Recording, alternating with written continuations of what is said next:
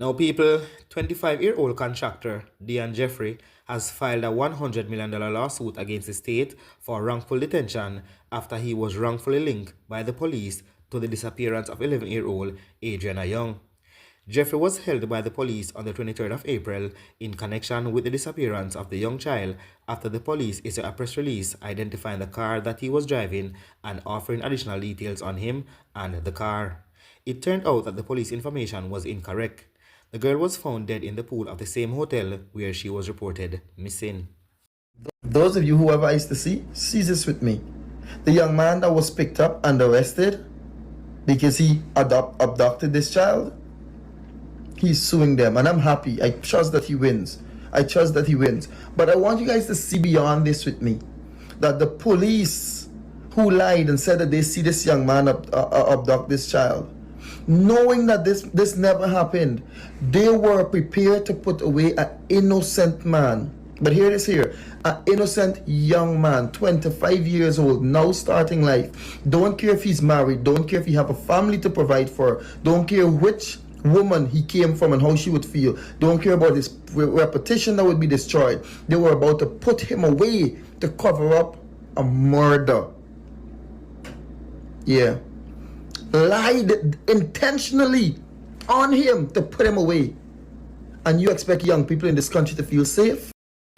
And it brings me to ask a very uncomfortable question. How many more young men do we have in prisons sitting down serving time for crimes they know nothing about, but to cover up the friends and the associates of big boys in our country or other policemen?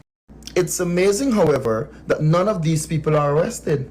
None of the police that was on the ground that day, those that shared misinformation to obstruct the course of justice, and hello, hear this, and to execute public mischief.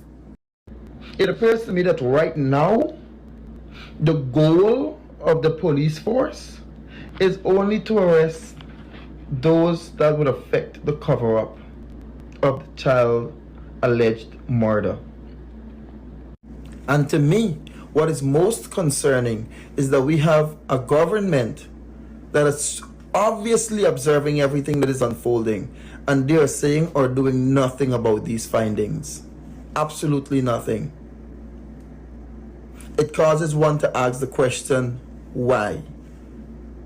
And it's beginning to impede on their integrity. You know, it's so amazing, bro, because as a Guyanese, you should feel safe. Now you realize your children cannot be safe, but you realize even your young fathers cannot feel safe, especially if they're black. And hear me out, because the police lower ranks that were on the ground, taking instruction from the commander, who all happened to be black, if my memory serves me correctly, were all placed under close arrest. But the one whom they were taking instructions from is on administrative leave. And he happens not to be black. He, by the way, is the assistant commissioner. And they're taking instructions from him and are placed under close arrest. But he is on administrative leave. Make it make sense. And come on, y'all know since I started this, I've made it clear. Leave politics out of it. Leave race out of it. We're dealing with a matter and we're seeking justice for this child. But with everything unfolding, how? Let those that have eyes to see what is unfolding. See what is happening before our very eyes.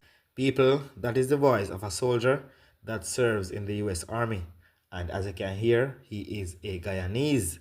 Now, Dion Jeffrey say he's suing the government or suing the state for $100 million after he was wrongfully accused for the disappearance of Adriana Younge. People, he did a voice note explaining what happened, and for those who didn't hear, let me play so you can have a better understanding of what took place with Dion Jeffrey and the police over there in Guyana. So on my way to town, I was stopped at the bridge, and the corporal at the bridge said that I knocked down somebody's child in tuition. So I was puzzled about it because I know for a fact I didn't went to tuition for, let's say, over a week now, because the farthest I went was on Monday at Katrina. And then an ex-police officer came up to me and she told me that it is not hit and run, it is abduction, alleged abduction. So I got more angry because, it's early in the morning, you're trying to get where you want to be, and then you have to deal with the stress of the traffic with the bridge, and then to hear something like this early morning. They escorted me to Lagrange police station. That is where I was detained for more than 12 hours, actually. When they detained me at the bridge, they said it's on a commando. They didn't state which commando. All they said was I was being detained on the commando ward.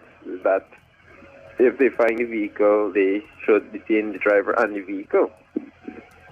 And that is all I was told when they held me at the Lagrange police station.